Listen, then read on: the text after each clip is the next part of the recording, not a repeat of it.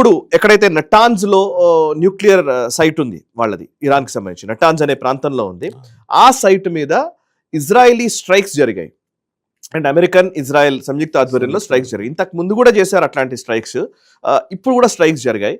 ఆ స్ట్రైక్స్ వల్ల రేడియేషన్ పెరిగింది. న్యూక్లియర్ ఏదైతే న్యూక్లియర్ ఒక దగ్గర ఉందో న్యూక్లియర్ సైట్స్ మీద కొట్టినప్పుడు రేడియేషన్ పెరుగుతుంది. రేడియేషన్ ప్రభావం వల్ల చాలా ప్రమాదాలు ఉంటాయి. మనం చూసాం హిరోషిమా నాగసాకి ఇష్యూ మనకు తెలుసు.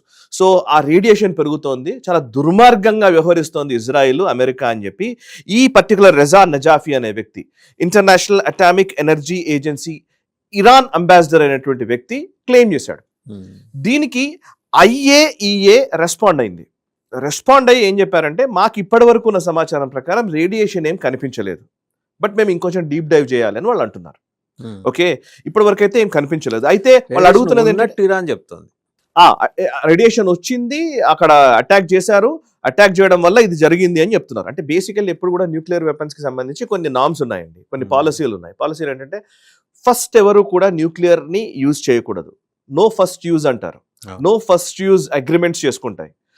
నేను ఫస్ట్ టైం యూజ్ చేయను, ఫస్ట్ యూజ్ చేయను నేను. ఒకవేళ మీ ఒక దేశంతో దాడి జరిగిన మన భారత్ కూడా అందులో భాగస్వామి. నో ఫస్ట్ యూజ్ అంటే ఫస్ట్ మనం యూజ్ చేయడానికి వీల్లేదు, బట్ సెకండ్ యూజ్ చేయొచ్చు. ఎవరైనా ఆల్రెడీ దాడి చేశారంటే మనం రెస్పాండ్ అవ్వచ్చు. అండ్ ఇప్పుడు మన భారతదేశం కూడా దీంట్లో ఇంకో కొత్త విధానపరమైన నిర్ణయం తీసుకుంది. ఏంటంటే మీరు న్యూక్లియర్ వాడుతున్నారని తెలిస్తే చాలు మేము దాడి చేయొచ్చు. ఇంతకు ముందు ఎలా ఉండదంటే ఫస్ట్ యూజ్ చేయము అని వరకే మనం చెప్పాం. మీరు దాడి చేయడానికి నా దగ్గర క్లియర్ ఆధారాలు ఉంటే, మీరు అంటే పాకిస్తాన్ దేశము నిజంగానే న్యూక్లియర్ దాడి చేయబోతోంది అని మనకు స్పష్టమైన సమాచారం